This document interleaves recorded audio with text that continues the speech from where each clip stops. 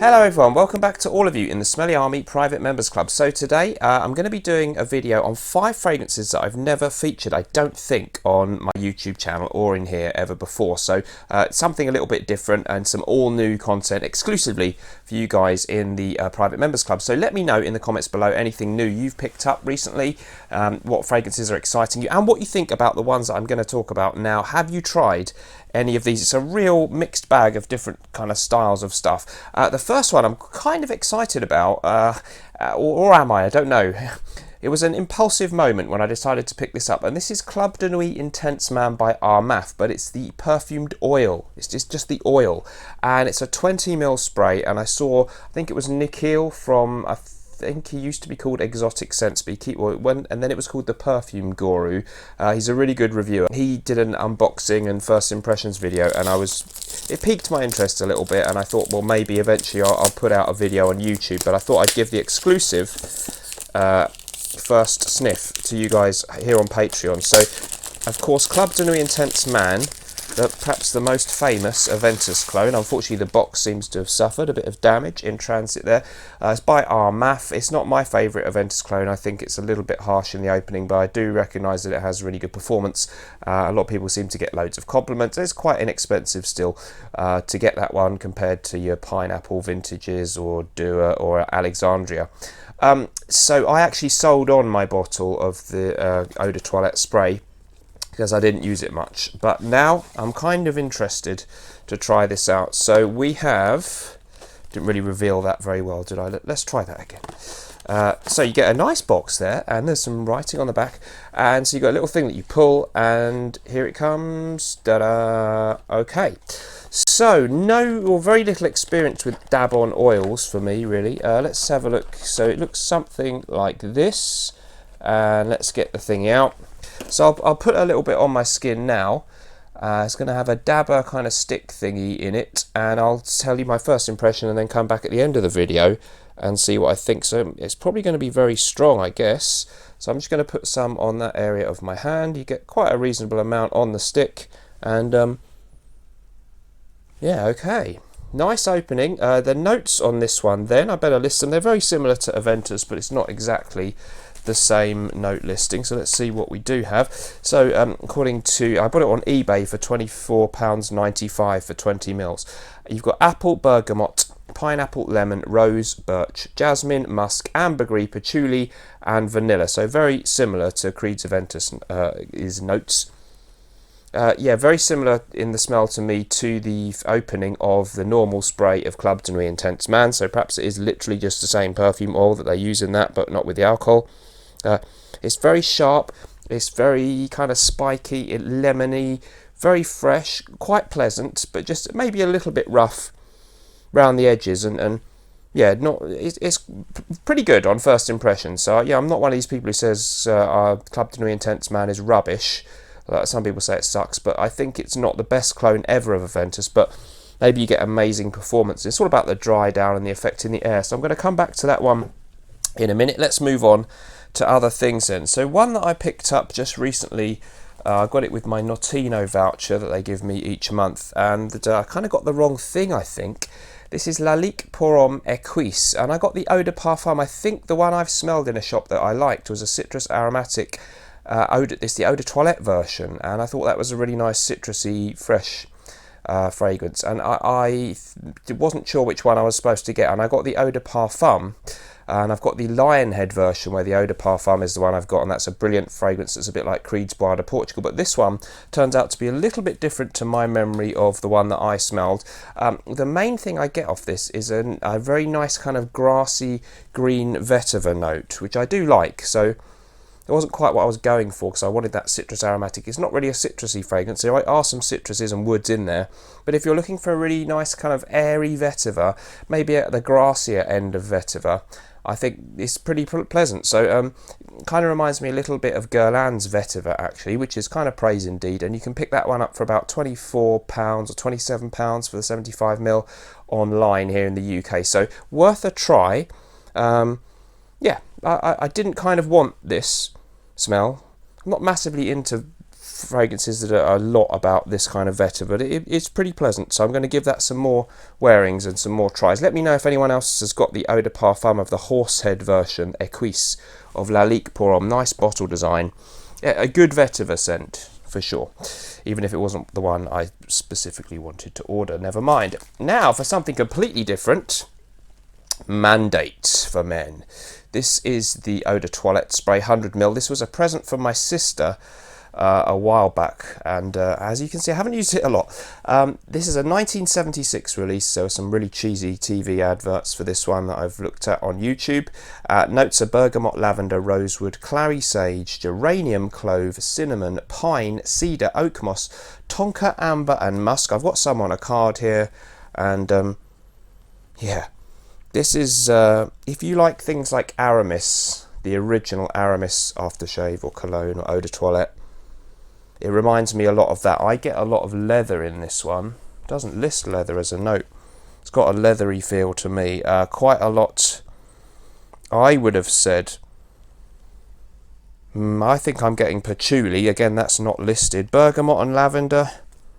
Yeah, maybe lavender. Piney, yeah, there's a piney element to this, and it's very heavy, and it's quite musky and almost a little bit animalic. So, yeah, the closest comparison I can find to think of with this one is it's a sort of musky, leathery, 70s style, 60s, 70s, quite classy smelling though, masculine, very masculine, hairy-chested kind of fragrance. Similarities to Aramis, the original, definitely for me. I'm just going to see online here if I can just find anything about it, what other people are saying for you, because I'm not feeling like my summary there is particularly brilliant. So let's see if we can find it. Yep, Mandate by Eden Classics. I think that's what we're dealing with here. It's just called Mandate. I don't know, it doesn't say anything about Eden Classics, but yeah, it's the same fragrance, 1976. There's a guy called Darvant in Italy who knows his stuff quite well. So he calls it the original formula, a superb retro soapy barbershop appointment, tad aromatic fougere and half mossy side laundry chypre. Okay, vintage soaps he mentions. Yeah, okay, definitely spicy. He's talking about rosemary and petitgrain, which again aren't listed in my note listing. Very masculine. People are comparing it to Azzaro Pour Homme. Someone's compared it to Eau Sauvage by Dior. I wouldn't agree with that. And people are also comparing it to Paco Rabanne Pour Homme. So a little bit of a real 70s powerhouse vibe. I get a more leathery feel, similar to Aramis by Aramis. And worth picking up for the laughs, really. It's really cheap, so a fun bottle, and yeah, doesn't smell bad at all if you like your classics. Very cheap, so obviously very inexpensive ingredients. Has anyone else tried Mandate from 1976? Next up, then, let's try and mix the old ones with the new ones. So this is something completely different. This is Armani's Privé line, and this one is called Ambre Eccentrico. Interesting bottle design with the kind of pebble-like top. Completely different smell on this one. Very, very nice, semi-gourmand kind of fragrance, this one. Has anyone else tried this or any others? Do you have a favourite from the Armani Privé line? Notes on this one, apparently 2015 release, by the way. Amber, tonka, patchouli, cinnamon and prunol molecule, which I don't know what that is. Things that I get out of this, it's a balmy kind of scent, B-A-L-M-Y. There's a lot of this ambery accord. It's semi-gourmandish. It is sweet. Some people have compared it to the smell of sand or a feeling like sand, and I do get that. There was a lot of people or some people on Bass Notes had said something like that, and I get what they mean.